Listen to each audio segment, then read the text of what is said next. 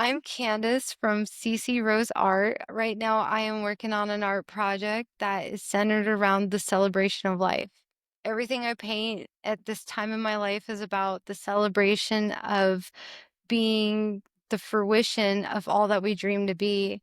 It's about the embodiment of living into our freedom and the celebration of going through the process of being a seed that goes through many storms and is weathered, goes through the trials and starts to see the light of day and expand and bloom in all the different things that we go through. And so I paint a lot of florals, I paint abstract nature. Right now, everything is about the reflection of the inner light, the inner peace, the inner freedom that we really are. And whether we're feeling that or not, that is who we are. And so the flowers help direct me back to that celebration within myself, even when I'm in the darkest days or buried in snow or going through trials that I feel like I'll never see the light of day from. So my art is mirroring all the processes I've been through and in hopes that it um, responds and connects to the audience and the viewers of it. Well, thank you for being here, and thank you for Haven for being the best co-guest. Your adorable pup is here with us too. But yeah, I'm excited for all our conversation around art and healing and the power in being seen. So let's get into it. Well, Candace, I'm so excited for this one. Like meeting you at my brand storytelling workshop here at Sky Oro a couple months ago was just such a freaking joy, like everything you brought to that. And I feel like in all our conversations since, just the intention you bring to your life and art and storytelling and your relationships, it's all just art in and of itself. So, Oh, thank you. Same to you. I see a lot of care and intention and value that you bring in everything that you do. It's all very thought out and I can tell it comes from a deep place in you. So thanks for having me. yeah, well, we were just meant to meet up then. We were Exact. meant to find our way here. Oh, that night that I came, I wasn't planning on it. I didn't even know about it until like 2 hours before I came, but I just happened to be in town and I was like, yay, any opportunity to come. And then, of course, it landed with my own projects. So it just helped expand and it's continued to help unfold more ideas and also help give me more direction on who I am, what my brand is about, and how I can better relate that outward. Heck yeah, that's what it's all about. Thank you. Well, so what are you most excited about? Like what's calling you forward in this season with your art? And maybe let's chat a little bit about, yeah, like where your art has even come from, how it's evolved, and yeah, what's really calling you forward right now. So, what most excites me is just continue to practice and open myself up to new ideas, to, I want to say, get better at it, to really just to see what's inside of myself. When I start playing with stuff, whether it's my doodles, my painting, anything creative, I often surprise myself when I'm just not trying to create an outcome, but just play. I find, wow, I'm surprised I came up with that flower. I did that thing that I really thought was beautiful. And so right now I'm in this place where I want to creatively grow as an artist and refine my skills and just develop more open-mindedness around what comes out of me. I still feel like kind of a newbie in ways. And at the same time, I've been doing art my whole life in some format.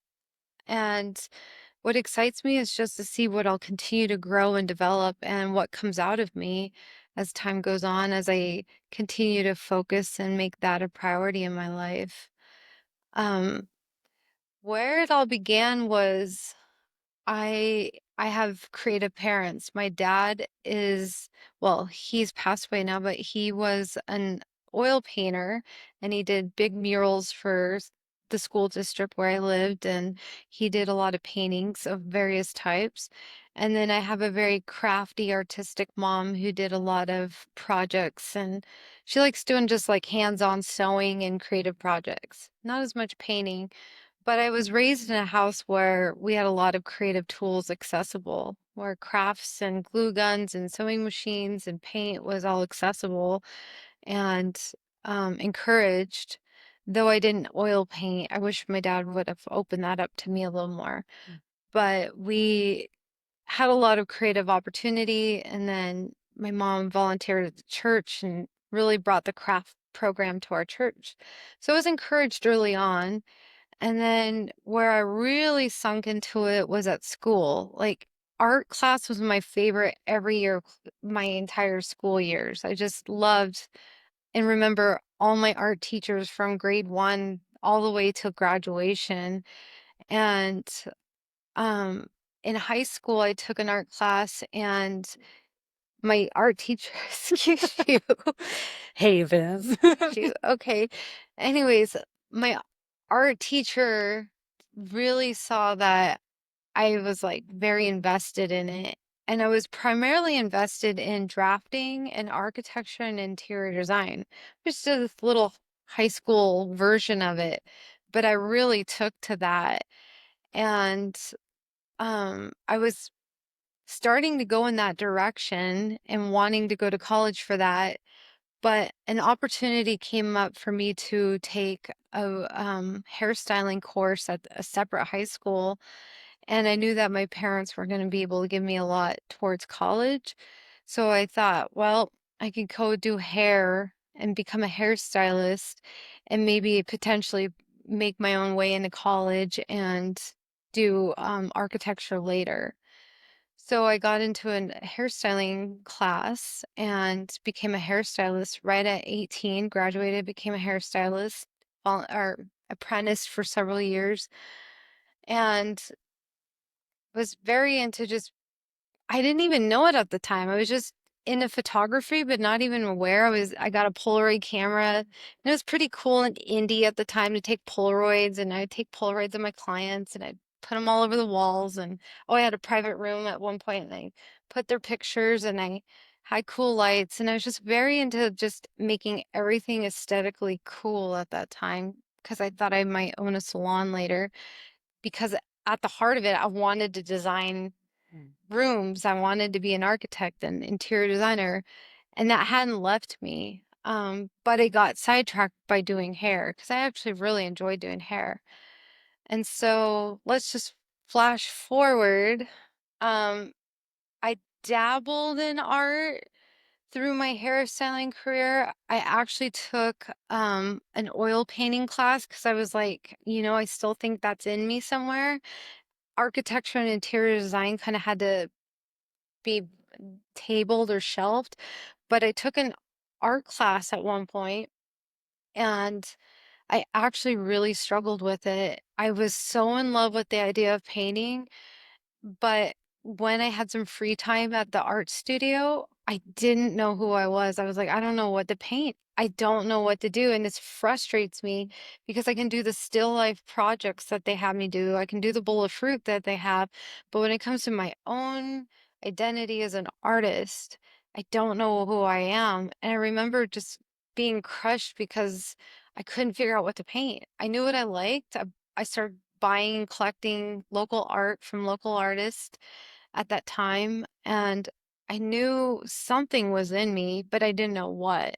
So I ended up canceling the class because it was too expensive to sit around and not know what I was doing and just throw paint on a canvas. And it was really frustrating. I just hit this frustrated wall where I just didn't know what to do. And so I stopped.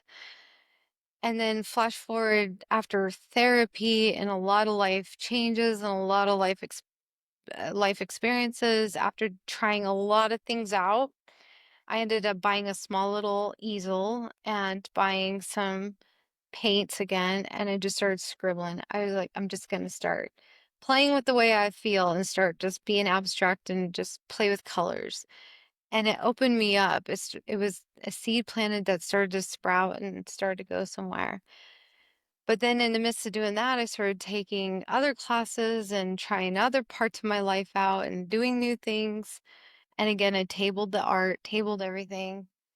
And then I went through a breakup and I met some new friends.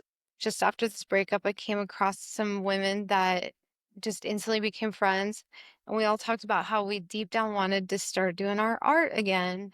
And then we had all these art projects we wanted to fill. And I was like, you know what? I have a really cute apartment. I have a lot of room in my space. How about you guys all come over? Life-changing night. How about you guys all come over? Let's drink wine, let's drink tea, let's stay up all night, let's just paint, do whatever. Just bring your art supplies. Just come on over and let's just sit around and talk. And let's just have a fun ladies' night. And you guys are welcome because I don't have to work the next day, so you guys can do whatever you want. And it ended up being like this profoundly life-changing night in my life. It was probably October night. And that night I decided I'm gonna start painting flowers. I love flowers. I have this like floral Instagram that I had just started. I'm like, okay, I know what I want, to have a direction. It just came to me that night. And I just started scribbling the most hideous flowers. And I was like, I don't care. And my friends and I were talking, and I just told them, like, you know what? I told my story. I'm like, I just don't know what to paint, but I want to get good at something. I just want to do this. And so we had a whole discussion about it. We're drinking wine. They all eventually left. They were there till like the wee hours. They all left. It's like 4 in the morning, and I just sat with myself and I watched the sun come up like hours later. And I just sat there and I was like, I know I have to paint flowers. I have to paint them because flowers to me are the celebration of all that that seed has gone through. The flowers are the reflection of like everything, all the potential that was in it that actually got to come to fruition. And many seeds don't get that. So the flower to me is the celebratory celebration of where that seed has gone through all the seasons and all the different things it had to go through to get there.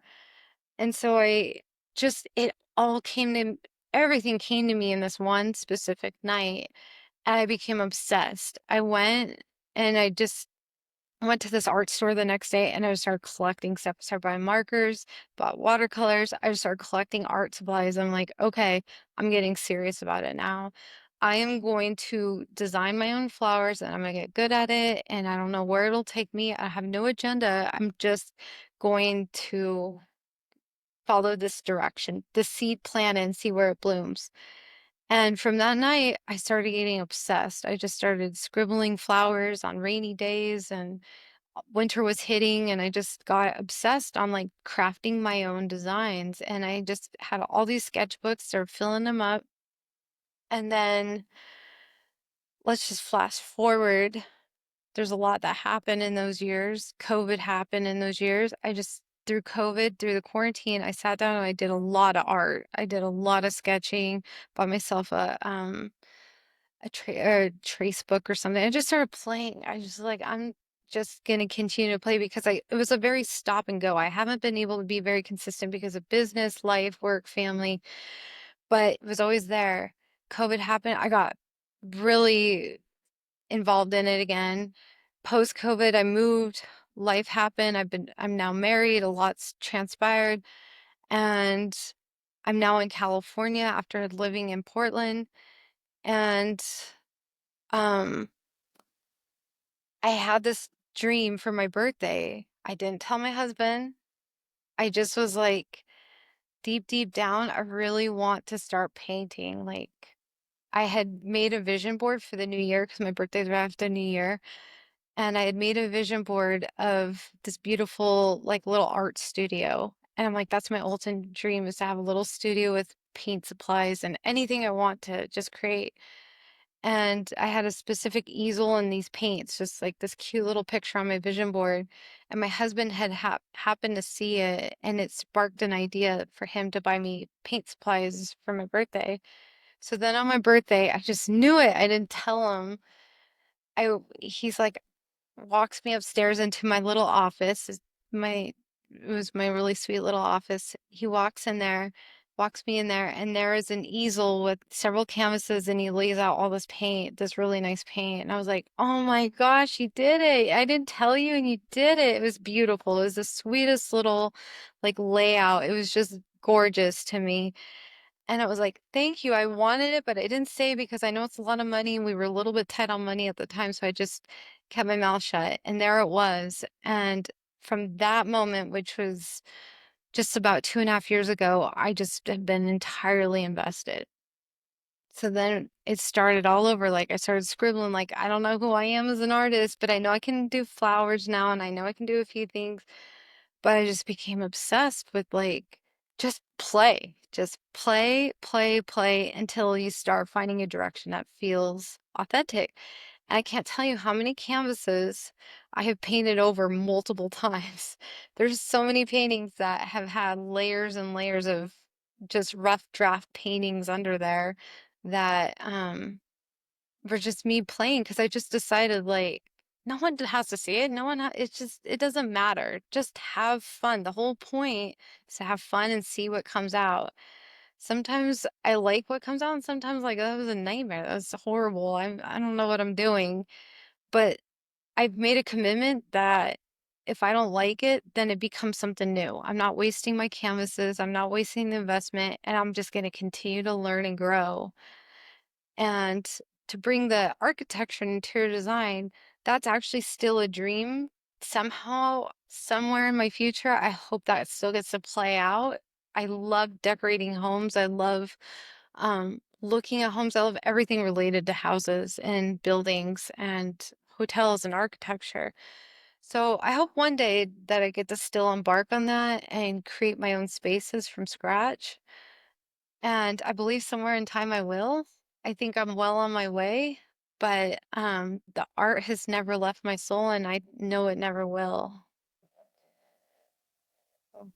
That's beautiful. Oh, thank you. I mean, we've had so many like small conversations about creating and life and all the things, but to hear your story all together and like what you've brought into existence for yourself and the opportunities you've created, right? Like hitting walls and not knowing what was meant to come through you and be expressed, and then creating those opportunities, especially that night with those girls.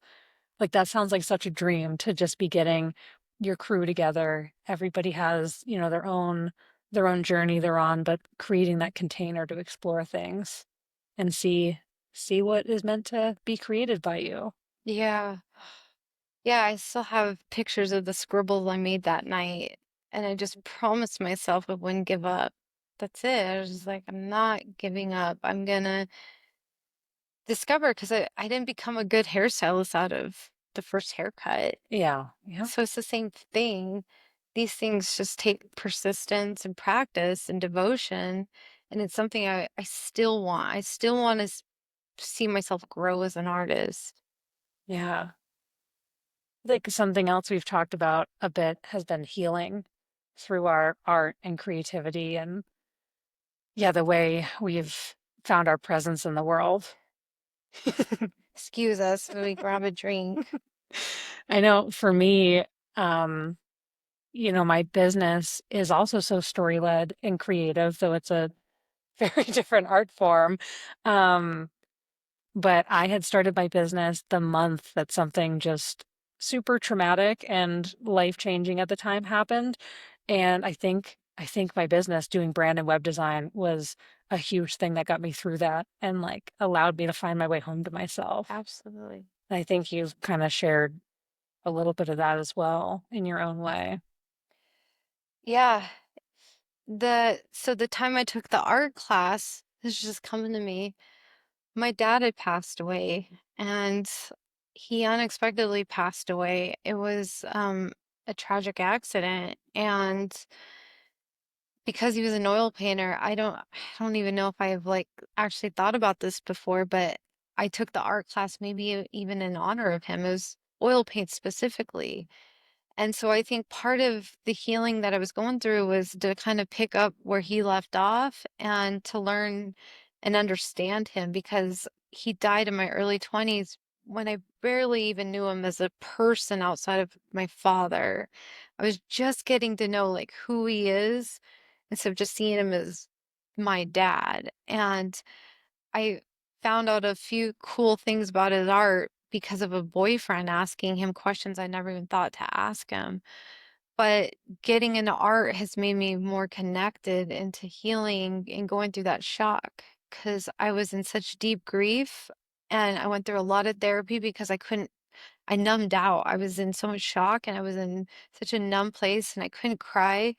And the art started to make me feel. It made me start um, dealing with the heavy emotions. And that day that I went to the art studio and I couldn't figure anything out, I started to cry. And I hadn't been able to cry. I was such a repressed person at that point, and I didn't want to be.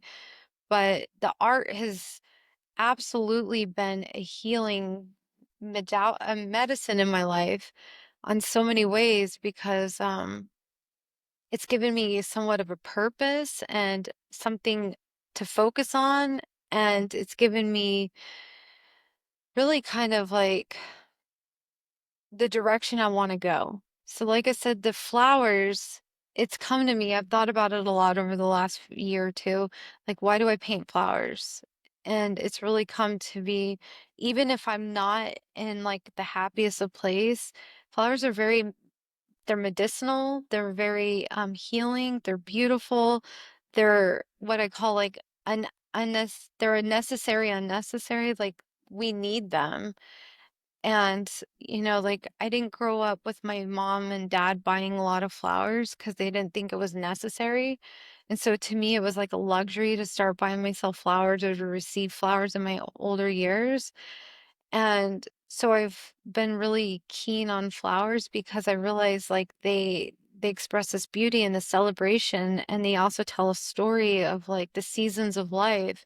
And so even if I wasn't in that celebratory time, kind of like I've just been in, it gives me this hope. It gives me this like direction. It gives me this thing where I too will bloom. I too will get through the rainstorms. I too will grow through the weeds. I will find my way out into the sunshine yet again. Um, the last 2 years, I've been through the longest trials, maybe some of the hardest, but certainly the longest trials I've gone through. And it's the painting that has helped guide me and given me the celebration and the direction and the hope and the guidance through this long-term trials that I've been through. And being able to see like one day I will feel the way I felt before or better or different, but I will feel the sunshine on my skin again. I will get through the long winters. I will get through the hard days. I will get through those dark spaces I can't see my way out of. And the flowers remind me of that. And so I paint them. And then it occurred to me all my paintings are about celebration on some level, whether they're abstract or their nature or their flowers. Because at the core, I just realized like I don't want to become bitter. I don't want to become broken. And I want to see myself face the shadows, face the dark times, and face my hardship and get myself through these times. And so I paint maybe not where I'm at in that moment, but where I know I'm going and where I've been before and what I know is true, what the essence of who I really am is behind the stormy times in my life. And so I realized like I've tried to paint through angry. I've tried to paint when I'm like upset, and it ends up turning into something that I find beautiful and then to be in a celebration because I'm like, I won't stay in this. I won't stay in the bitterness. I won't stay in the brokenness. I can feel those ways, but they'll pass. But I know my essence, my divinity, the part of me that's, attached to God is eternal love. It's eternal light. And I want to celebrate that. I want to focus on that in my art and not on just the moment of heartbreak. And there's nothing wrong with painting that. And maybe one day I will, but that's not what I've been able to focus on. I've had to, through the quarantine, I had to keep focus on the flowers. And I started this series of silly little horses. Oh, I my stepdaughter is into horses, so I started drawing these pink horses with hairdos and lipstick, and I was just being really silly because again, I needed to look at the bright side instead of, oh my God, I'm stuck and my job's, on pause and I have no money coming in. I needed to look at the silliness. I had to like I had to entertain myself, and so the art is the medicine to say, I will be I will heal. I will get through this. I will come into my wholeness. Again, it's there. It's already there, and this is how I see it. But that is just so badass. Like, not everyone does that. So many of us, I feel, wait, right? Wait to feel ready or wait to feel enough. And again, you just keep creating these opportunities for yourself. And I'm so grateful you have because I think that's one of the reasons we met, Oh, with you coming to this community space and us crossing paths. I'm uh, just so glad for that. thank you. I mean, I'll be honest, when my dad died, I would say circumstantially, it wasn't as hard as the challenges I've been through now, but it was the saddest I've ever been. Because not only did he die, but I was going through a lot of dealings with a dysfunctional family. And I was in my mid-20s and just barely on my feet and just trying to navigate a lot of things, a new marriage, a lot of things. I've been married twice now, but I was dealing with a lot of stuff and it all was a perfect storm for me to be so depressed. And I had never felt so bad in my life and so numbed out. And one of my salon owners pulled me aside and said, Candice, I don't think you can work here anymore because you're so sad. You're just bringing sadness everywhere you are. And it woke me up. Like I was glad it happened because it snapped me to, oh my gosh, I didn't even know I was like walking around with a rain cloud around me. I was so unaware of the sadness and the heaviness. I felt it, but I didn't know how it was like really, it was just seen. I just thought I was isolated. I don't know. It was just heavy. And I thought, I gotta get to work. I gotta start healing. And so I started yoga. I started therapy. I started studying all different philosophies, spiritualities. I started questioning every part of my life. I went through the greatest existential crisis, midlife crisis, or 20, what is that, quarter life crisis. Everything was just every part of my life was just up for debate. The ground beneath me that I thought I was so firm on was up for debate. And I just have told myself, oh, so yeah, I went through all this healing and I started getting into, I mean, all these healing modalities. And I wanted to life coach and I wanted to help other people because I started to find my way. And I took a lot of life coaching classes and I went to life coaches and I started doing just all this stuff. And I thought, that's who I am is the wholeness. And so I've really struggled to want to go bring that part back when I want to talk. My mission has been to say you can get through it. And so the art is about showing what we can get through and giving that light at the end of the tunnel versus that I personally have just not wanted to stay stuck or bring a lot of that darkness with me because I think that it's been a lot more beneficial for people to see me come through it and be reminding of them that they can get through it rather than to express what they already feel. Granted, there's a lot of validation and valid validity in like understanding where people have been. But for me personally, my mission has been let's talk about let my art, let my projects, everything I am about is more about the you can get through it. You can love yourself and find beauty in life beyond that storm, beyond the trials. And so that's what my medicine has been. And there's nothing wrong with people. I love dark art. I love art of all sorts. I have some dark art. I have a piece right now I just love, and it's about a dark time in that artist's life. And it doesn't bother me. I know where she was at with it. I love that piece. I know it's not a celebration. It was about her anger. And that's valid. I love that. But that's just not the art that I personally want to create. Yeah, no, I mean that makes sense. It's like we're valuing the full breadth of the human experience, but choosing, curating, like what experiences do we want to be front and center in our lives? Right. And did that tie into at all the way you've named your pieces and the stories you've associated with them? Absolutely. Absolutely. So my current there's two kind of series. I didn't create it to be a series, the first Wildflowers, but they're named after women that have impacted me that at whether they're fictional or they're real life women, something about what they did and who they are impacted me on at some point in my life. And they rose through the storms. I saw them rise through adversity or shame or trials or whatever. And yes, they've all been women that at some point in my life have impacted me. From Rainbow Bright is one of my paintings as a little girl, because Rainbow Bright's about seeing the beauty, the rainbows in life. Like she's getting shot down with darkness, but she wants to look at the beauty in life and see the rainbows and the colors and the vastness, the vibrance of life. So from the little girl on, I have paintings from that from my teenage years till now. I have Pamela Anderson, and that's a more wild abstract piece I painted very early on, and she's all over the news now, but I painted that before she even had this comeback. But she was about the shame that women have endured for their sexuality. To Martha Stewart, I couldn't even believe it one came from Martha Stewart, but when I sat and looked, I was like, Martha Stewart's actually been a prominent character in my life. I didn't even realize, like, I wouldn't call myself a Martha Stewart fan, but when I look back at it, homemaking, design, care, gardening, she was in my early 20s. Martha Stewart's magazine came out when I was just entering adulthood and lived in my very first apartment. And her magazine was like the hit, cool thing.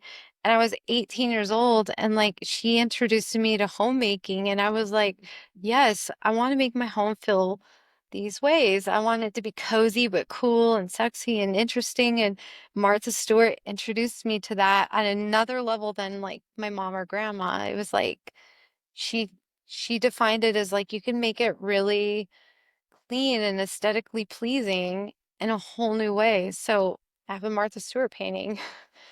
So they're all about trials, and Martha Stewart's had her fair amount of trials.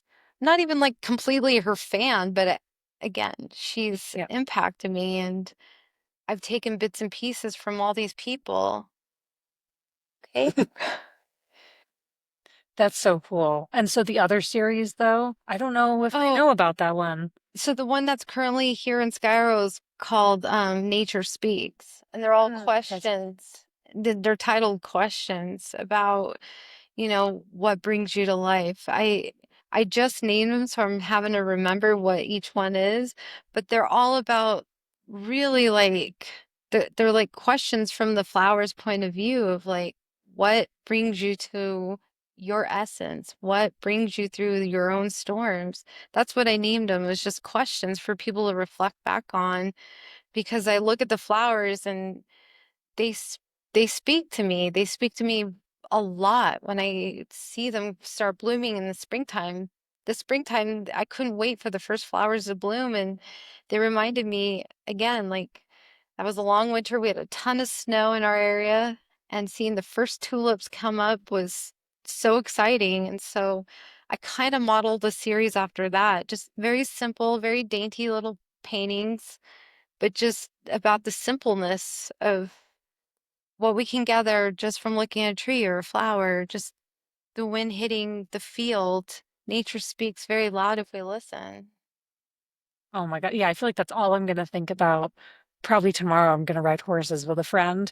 And I feel like when we get out into the back country, that might be all I think about as the breeze hits and the grasses sway and what are things saying in that moment. So I'll tell a interesting story.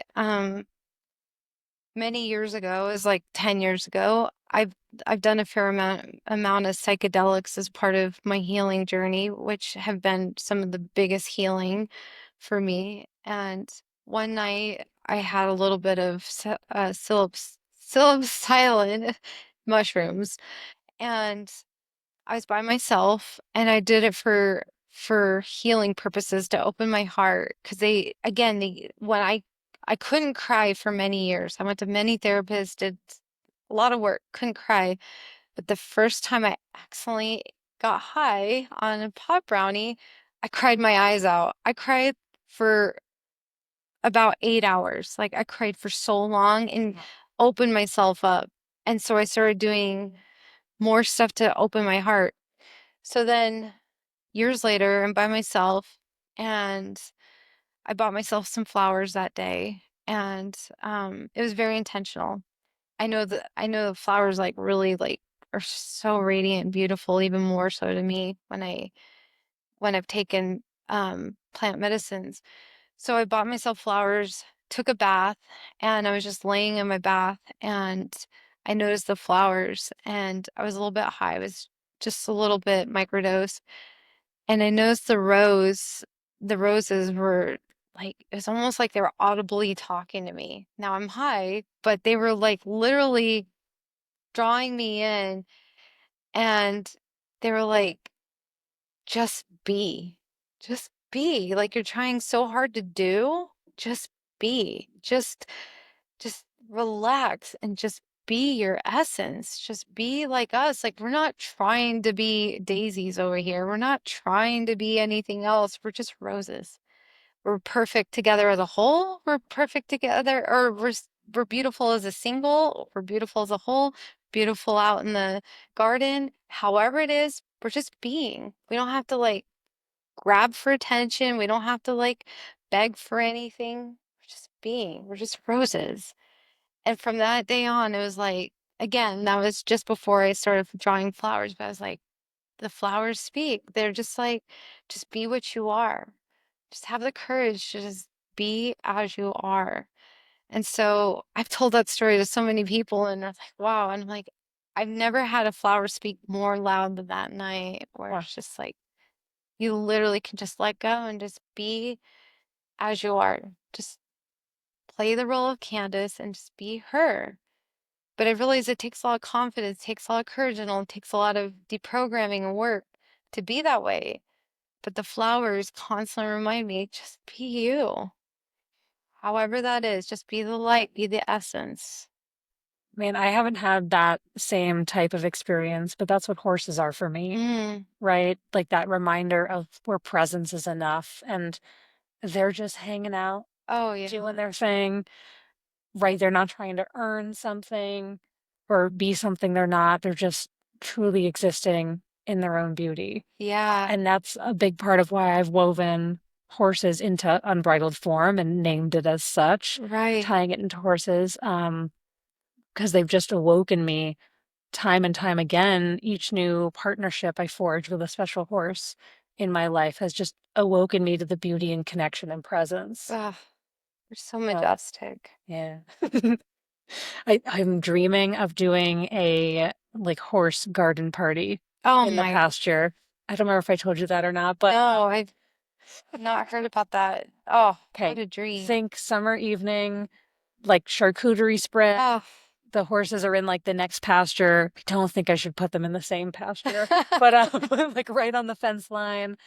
Yeah, I'm Oh, dreaming that up for this summer, so we'll see what I can make happen. oh, sounds I'll magical. make sure to text you. Please, I have to bring my camera. Oh, I love that. Horses are so sweet. I've gotten to spend quite a quite a few years with them, with my husband's daughter being a rider. So I used to take her to lessons all the time. She was a hunter jumper, and so spent a lot of time with them. I didn't ride them as much, but got to spend time with them at the barns. They're Yeah. so funny. They're just characters. Well, I've been dying to hear about one of your other worlds too, burlesque. Because I don't even fully know if I understand the art and the presence behind that. So tell me about it, not knowing really anything. All right. What was it like to be in that world? Well, so burlesque is multi-layered for me. It may be something different for me than it is for other performers and artists, but so we're gonna go back in the story to I was 31 on my 31st birthday after all that healing work, like I said I had done, started doing a little bit of art, dabbling. I reached a point where I was doing really well on a personal level, and I reflected on so much, and I realized that I got married much quicker and younger than I was ready for to a good guy, but we were headed in very different directions. I was doing all this healing work. He hadn't. We had really outgrown each other. So on my 31st birthday, I woke up. We were in the middle of a lot of stuff happening, and I just said, I want a divorce. I don't want to carry on this marriage into my future. I mean, he had some ideas. We had already been talking, but I made a very definitive birthday decision that I was done. There was a lot that happened. That's another podcast, a lot that we'll just leave alone right now.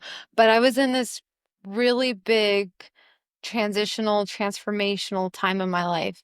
And it felt like the perfect moment to say, I'm ready to create something new. I've done so much work. I'm in the best shape of my life. I'm very strong. I'm now like able to cry. I'm doing all these things. I'm in such a healed place compared to where I was that now I'm ready to go live out these new dreams that I hold dear in my heart that you don't want for your future either. So we parted ways very beautifully. It was very amicable because he realized too, like we were just wanted different lives. So it's 31.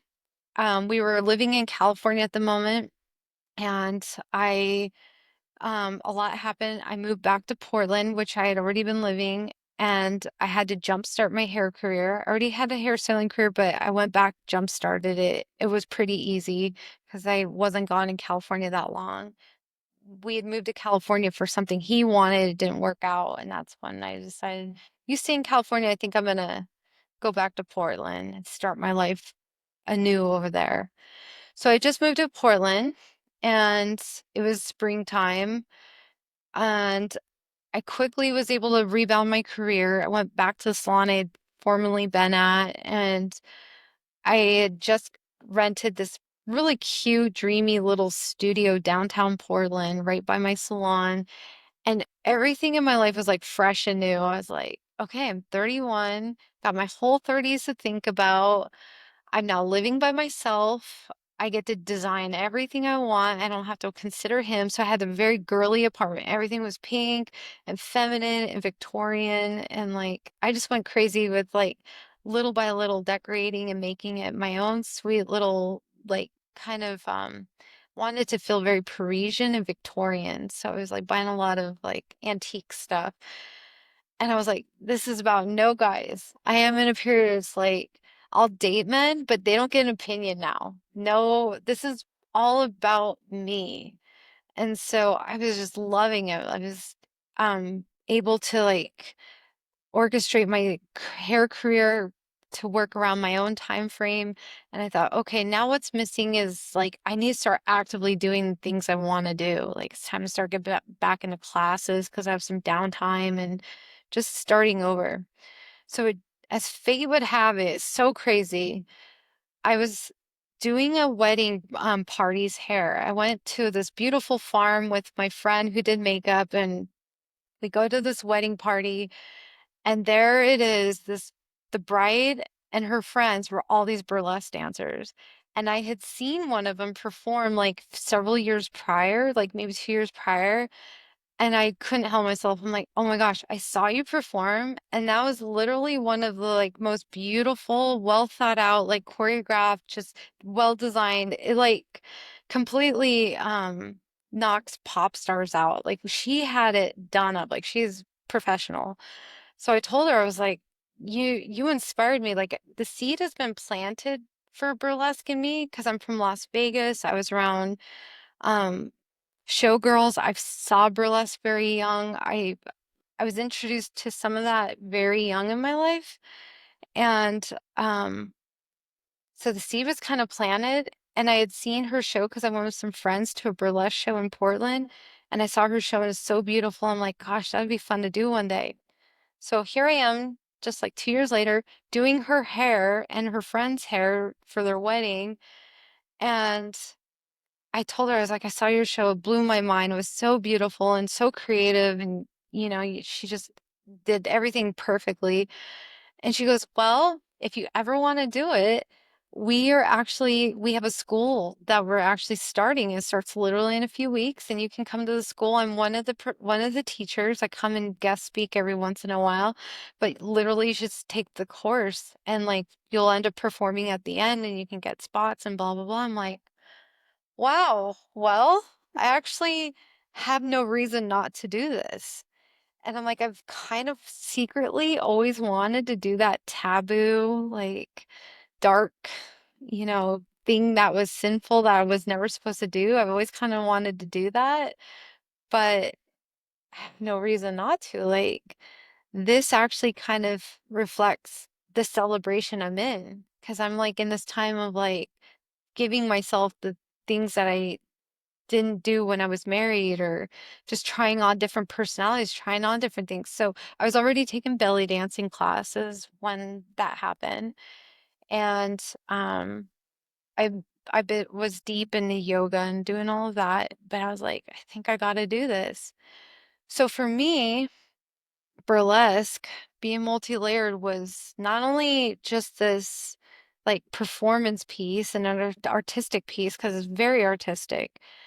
It was little did I know, it was more of a spiritual piece and it was a very psychological healing piece to my story because what I found out through it was in the course, they had you develop a character. You literally you're like playing a character. And they're like, we're gonna have you develop one character in this performance. We're gonna teach you all these like things, from strip tease to how to, design a pretty bra to the psychology of working the audience. Like there was a lot of elements to Wow. it. And this was a several month course that I went through. And so it was very psychological. And then it became very spiritual where I realized like I'm literally stripping to whatever degree I want and like um revealing the concealed parts of myself. I'm allowing people to see a very vulnerable side of myself. And that takes courage, it takes authenticity, it takes a lot of, um, you know, confidence to reveal parts. And they were saying, you can make your arm look just as sexy as your boobs. Like you can, it's all in the art and all in the presentation and all in the psychology and vibration of what you're showing. So we literally had a whole class on like how to make your arm just be so seductive and so sensual to the audience and bring a whole story to just revealing your arm from a glove. And that really stuck with me. And I'm like, on a very spiritual, deep level, what I'm doing is I'm uncovering the areas that I have shamed myself or others have shamed me around sexuality, around my freedoms, around feminism, around anything. Like this course really started to highlight all the areas I was wounded and afraid to reveal not just my arm or my body, but myself. And um so I took the class and created this character that she's all black and everything she wore was black and sparkly black for the lights. But her character was all about the slow reveal and the taboo sides of being a woman. Her name was Dentelle Noir, which means black lace. And it's kind of meant to be like the black undergarments, the secret stuff you wear that not everybody gets to see. It's the people that are closest to you, the intimate partner, or just yourself gets to know you have this little secrets, beautiful undergarment on.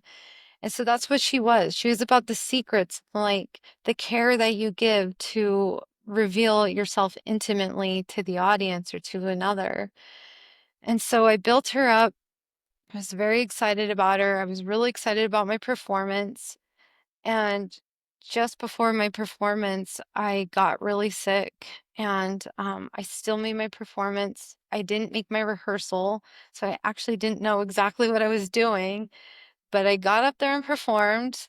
And I had this big kind of like cape-like skirt that like I hid myself in and I did a slow reveal. And I had this really cool bodysuit kind of thing I revealed under it and I decorated it and I didn't get naked or anything, but I revealed just this like kind of like a swimsuit to the degree of a swimsuit, but a little maybe sexier. I revealed that. And it was this breakthrough, unchaining moment that I felt so high. It was probably not the best performance because I didn't really know what I was doing and I was just kind of dancing and twirling around on stage and I didn't get to practice at the rehearsal, but I didn't care. I felt so liberated knowing I followed through and I did it and I let myself be seen kind of in my quote unquote nakedness. And I had a very respectful audience to help hold that for me. But I was on such a high, I didn't even sleep for a few days after. I was just so wired and like, I gotta do more of this. So I did a few more. I got invited to do a few more performances and wear different things and try on new songs. And again, I played the same character, but she was again was like all about the secrets and quiet, like the slow reveal because I realized like I didn't want to give the audience all of me. I wanted them to earn me and I wanted them to um be seduced by me and have to figure me out. I wanted to be mysterious. Mm. So I played this French character and I had a lot of fun with her. I loved doing it, but when I got really honest with myself, I was like, the culture and the environment of burlesque wasn't entirely the most suitable for me.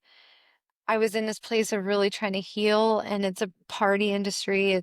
There is some darkness to that industry, and the setting I was in was going to require me to work really hard to deal with politics of who got the shows and who didn't. And it wasn't the healthiest scene for me to be in. And I could see the writing on the wall. I was going to have to really work hard to like land shows. They weren't going to be so easily given to me. And I didn't really want to hang out with the kind of crowd that was there. It's just not, it wasn't my scene when I got to the heart of it. And so I decided to let it go. But on that journey, I decided, okay, well, I checked that box. I had fun with that, did a few shows, really fully expressed myself over here. Now it's time to take it to a new level and it's time to go to Paris, like go actually like be that person now. And so I went to Paris by myself, and the first thing I did was go to this lingerie store I've always wanted to go to that has been there for almost 100 years. And that's part of what got me into the whole burlesque stuff is the love of lingerie. But anyways, I decided it was just time to embark on all these freedoms and give myself permission to try new experiences. So I went to Paris by myself, and then I went to Hawaii by myself. I went to a few festivals and started just expanding myself to just try on new outlets and new experiences and do the things that once would scare me or I'd feel nervous about. And I just used that next 2 years to really just face those parts that were feeling locked up, that someone at one point said you can't do that because that makes you sinful or bad or slutty or ugly or stupid or, you know, whatever. So I was like, I'm going to go to a music festival. I'm going to travel solo. I'm going to do a burlesque class. I'm going to take belly dancing. I'm going to take a writing course. I'm going to whatever it felt right, I just started trying it all on. And I just used bits and pieces of all of that in my life experience to help become who I am now. Oh my gosh. Do you think, Calm down. do you think you could have gotten to where you are on that journey of coming home to yourself and having that spiritual unraveling of yourself without the performance? Because I feel like a lot of people probably still hold that so controversial in their mind, but there is something about being seen by another in a certain way that just, Oh, sure. yeah, gets you to another level of emotional, spiritual becoming, unraveling in whatever journey you're on. It's really hard to say because I don't know the other side. Yeah. I I think we can unlock ourselves in various different ways. And for me, it wasn't enough to tell myself I wanted to embody it.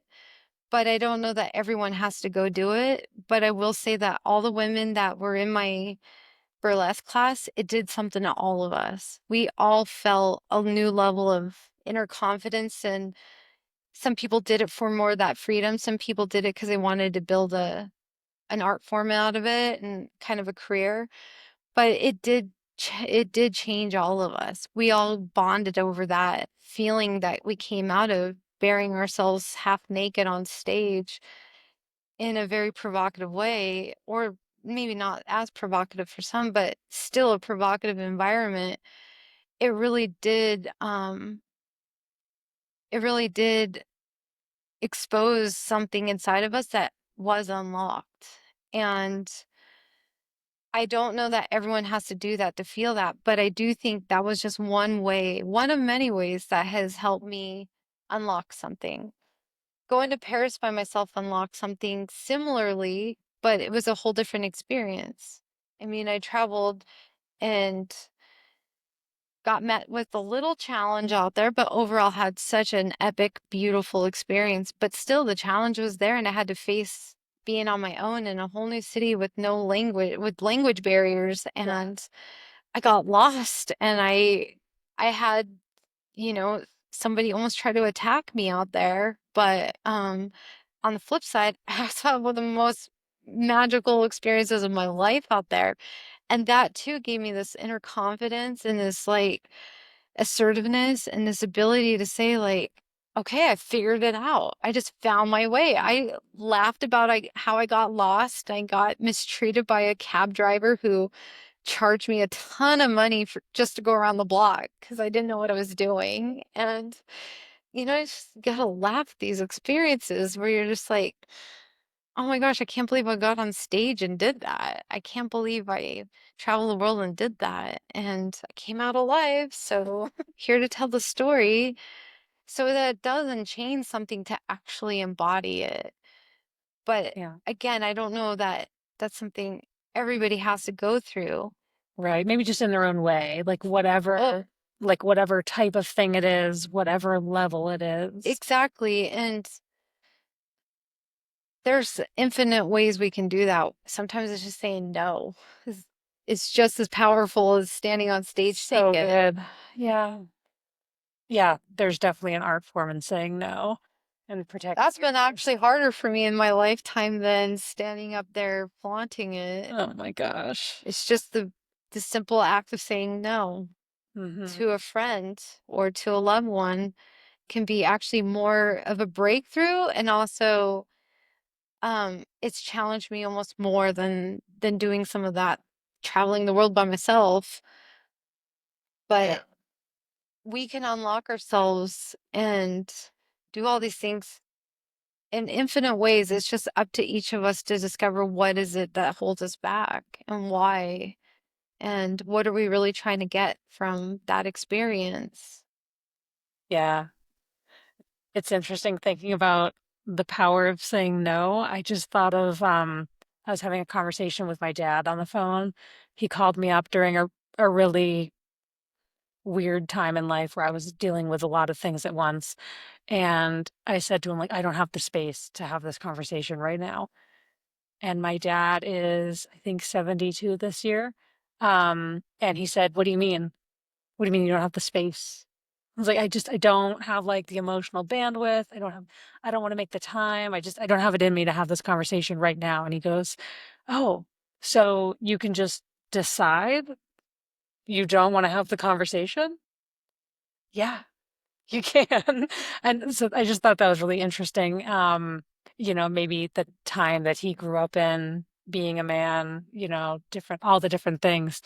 It was just funny to me that he hadn't considered that.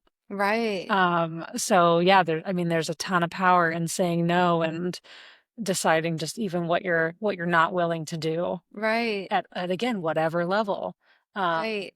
yeah, Really, all of these things like burlesque and traveling alone in that season was about finding my boundaries. And it was about finding those thresholds where I've locked myself up or where I need to actually protect myself.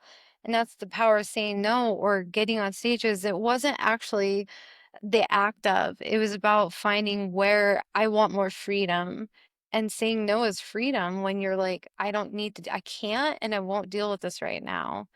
And really, the essence of the whole thing was to unlock myself to peace, to find peace within myself, and to say, I am not a bad person for wanting to do this thing that was deemed sinful or shameful. I have had shame around these topics in the past, and I'm not willing to let that be an identity of who I am. So I'm going to go and face that, and this is just one way of me facing it, and to give myself a pleasure I wanted and to seek something, but at the heart of it, it was really about unlocking that peace in myself, because I wasn't at peace feeling like I was shamed for my sexuality yet prior to that for these other situations. And so that was about actually unlocking a part of myself that wasn't in peace. And it gave me peace to say, okay, I am still a whole genuine person, and I did burlesque. And it's not who I am, but it's an and. It's just part, one flavor, one piece of the story, but who I am is whole. I had to say no to several friends over the last few years over big situations, and they didn't take it well, but it gave me peace to say I didn't betray myself. Mm. I couldn't give what I didn't have. It took a lot of courage, similar to you. There's one specific situation I had to tell a friend no, and she would not take no as an answer. And I'm like, this is not up for debate. This is not something I can give. This this is something where this impedes on my whole family. And so no is my final answer. And whatever she does with that, it's on her. But it actually gave me a breakthrough and freedom and peace to say I protected what I had, and I had to take care of me first. At the end of it, I did not have the capacity to give what she was asking for. And it was hard because of the people pleaser in me wants to just allow all these people to come in. But again, it was only in protection. All of it was all about protection.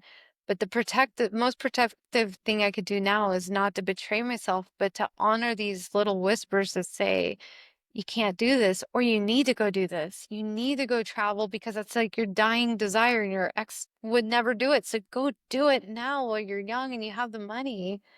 So it's listening. It's just following those intuitive cues where you're like, at the heart, I'm looking for peace. I'm looking for my solidarity in myself. And sometimes I have to say no. And sometimes I have to go do that thing that no one's going to understand. And Yeah. that's okay. Oh, hell yeah. And that's just the whole basis of my work Yeah. in brand and web design is all these parts of us that can exist at once. Right. And accepting them, in whatever season you're in, where one might be coming out more than the other. Like I remember during the brand storytelling workshop, you and I connected a lot over the lover story. And these names come from a psychologist who, named them a long time ago, and brand strategists and film producers all use them. But the lover story in us is, I think, one that's really alive in both of us right now. One that believes that passion is what makes anything worth doing. The part of us that really wants to have a life full of experiences that engage our soul, Right. and just really be drawn and driven by connection and intimate collaboration and story-led experiences. And it sounds like, that's really the foundation of my work and yours too, with everything that's brought you to where you are. Exactly. I've thought about it more since that class. But love is who we are. When you like get beyond just our characters we play and the roles we play and all the stuff we do, at the essence, it's love. And that's really at the heart of all the messages, whether I was hairstyling or coaching or painting or burlesque, was about love. It was about that inner radiance. And so naturally, everything I want to do is a reflection or points back to the essence of who I know us to all be, is these divine creatures, is ultimately love. And the rest is just play. And it's this this world where we really get to put the meaning on it and say how it is, but at the essence is it's always love. And so it's all a love story. even the no's are part of the love story. It's all bringing me back to that inner essence of peace and joy and freedom and love that we really, really are beyond the story that I'm playing out. And so everything I do is for that. And I want to mirror and reflect that in all the work to as a reminder, as a spiritual healing, as the guidance, as the teacher, to to remind people that's who you really are when everything is muddled, when you forget, when you're in the storms of life. At the essence, you're the part that can't be broken in it. Oh my gosh. Well, it seems like you're bringing that into so many different ways that people can fill their lives with that kind of energy, from your wall art to the cards. Like I know the artful cards Oh, have been a big thing for you this year, and it's so special to see you bring them to life. yes, my Maryland cards. How could Yeah. I forget? I've had so many different things going on.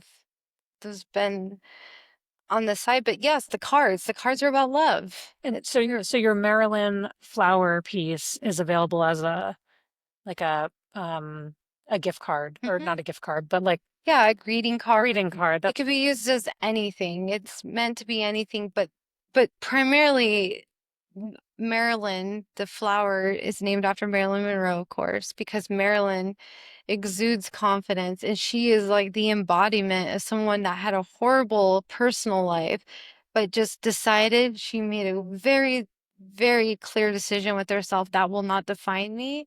And who I am, who the character I get to play, Marilyn Monroe, is one that is free and sexy and empowered and ultimately living the life that she dreams of.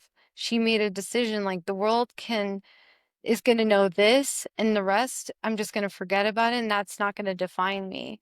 So Marilyn became the first card of what I hope to be many because she's a proclamation that most women, most people on the planet know, but she really proclaims that inner freedom, that inner choice, and she's sexy and confident and she reflects what I think a lot of women want, and we all want, most of us, I can't say all, but I think a lot of people really want to pull from that. That's why we're drawn to her. That's why she's such an idol, is because she did the work and we're all wanting to reflect that in ourselves. So when I painted that flower, it was just obvious. I was like, that's Marilyn Monroe right there. She just felt like her, and I wanted that card to match let that be the energy of the card. So when it's given to someone, they're just giving confidence, love, passion, that sexiness, that ambiance that says you can do it. I love you and you can do it and you can rise, whether this is a sympathy card or an I love you card or an engagement card. This card can be something that says you too can embody that vibration and that energy of Marilyn Monroe because it's in all of us. She just knew how to tap into it. I actually did a study on her right after I painted it because it was so clear to me it was her. And she took a lot of classes to become Marilyn Monroe. She didn't just become Marilyn Monroe, she actually studied how the art of like the burlesque. She studied the art of using your face, using your poses, using your lipstick, using everything. Everything was studied. That was not who she was. She was Norma Jean. She was just this orphan who had so much sexual abuse in her past, was passed around between different families, was kicked out of her home very young, hurt by so many men. She was Norma Jean and decided, I am not going to play that character in this life anymore. That's not who I am. I'm going to change my identity to Marilyn Monroe, who is this exuberant woman and can play any role she wants because at the heart of it, who I really am is just love. So if I can just be free and play whatever character, then I'm going to play this really fun woman. And I'm like, hell yes, that's what I'm doing too. I'm not changing my name, but that's the identity I'm playing now, is the artist that is free and who no longer holds the weight of the past as her identity. It's not the identity. So I saw Marilyn Monroe as this like she's an icon for a reason because she is not only gorgeous, but she crafted herself to be that way. She got a nose job. She dyed her hair. She She played with herself to look like that. That was a work of art to become Marilyn Monroe. That's a work of art. And so it's crafted. And so the reason I made that card first is because I wanted that to be my breakout statement to say that's who we all can be. We can all change our identity and become whoever we want. And it's like that flower, that rose that spoke to me, just be. And to be takes a lot of confidence, but we can be whatever we want. And we get to say, this is how I am now. And so the burlesque and the travel and the art has all been the embodiment of me saying, I am no longer tethered to the shame of the past. I am no longer tethered to the storms or that depression I went through. I'm no longer tethered to even the trials I go through today. That is not who I am. Who I am is the artist that paints freely and paints a celebration and has fun and keeps daring to push herself to new realms for the sheer experience of it, of just being alive. You're incredible. So, Oh my gosh. Candice, thank you so much for sharing your story with me and the stories that have formed you throughout life. I'm just thank you. so grateful. Yes, thank you so much because storytelling is one of the most connective pieces. Yeah. It's literally the glue between humans because on a level, I'll just wrap up with this. On a level, I have told myself throughout my life I'm not understood. And I realize that is inaccurate and that's a story I'm leaving in the past. Mm. I am deeply understood by all people. We all get each other. The reason why people haven't understood me at some points because maybe they haven't done the work or they're still in the projection of their own shadows. But at the deepest core, we all understand each other because we're connected spiritually. But then we all want the same thing. We're all looking to remember that love and that peace and that freedom that we are. And at the core of it, that's all we want is to feel that connection. And so the storytelling reveals that. It reveals the vulnerabilities and the truth that we all are looking for that deep connection and we all want to feel free. We all want to feel pure. We all want to feel loved exactly as we are. The remembrance through all the work is that we already are. We already are that. And all the stripping I've done has just brought me to the point where I was that. It was just the belief that I wasn't, which held me back. But the storytelling's what gets us there. So I appreciate the work that you do because it always brings us back to our harmony and our connection. Yeah. I mean, why else would we go off on our own and craft these businesses and identities and endeavors in the world for ourselves if we can't do it as the fullest expression of us and Exactly. connect with the people we're meant to serve? So Exactly. thank you for seeing that in what I do too. Absolutely. It's a gift. It's it's medicine and it's a useful tool that people want to share because again, that interconnection. And we derive so much value out of hearing someone's story because a piece of us is in all of us. There's something in every single story I can hear where I hear a piece of myself in it because we're all connected. Yeah. Well, how can people stay in your world and see what you're up to? So my website is ccrose.com and my Instagram is it's c.c.rose.art.com. Just look up ccrose.com. My artist's name is CC Rose. That's a whole nother story. But like Marilyn, it's the embodiment of freedom. But that's probably the best is I'm on TikTok, Instagram, and I share my stuff on there fairly frequently. And so come check it out. Tell me your story. Tell me where your freedoms lie and what you're discovering. What a great invitation to leave everybody with. Well, thank you. And thank you, Haven, for being here. Another great co-guest. Now she's sleeping. Ugh, okay. Well, this has been great. I appreciate Thank you. you. This has been beautiful. Thanks for listening. The Stories That Form Us is a production of Unbridled Form, where I serve intimate, artistic brands like boudoir, maternity, wedding, and fine artists through story-led branding and web design. If you're in a season of exploring the stories that form you, I invite you to download the free brand storytelling guide at unbridledform.com/storytelling. See what it reveals for you and where it might lead you next. You'll find a link in the show notes. See you next time.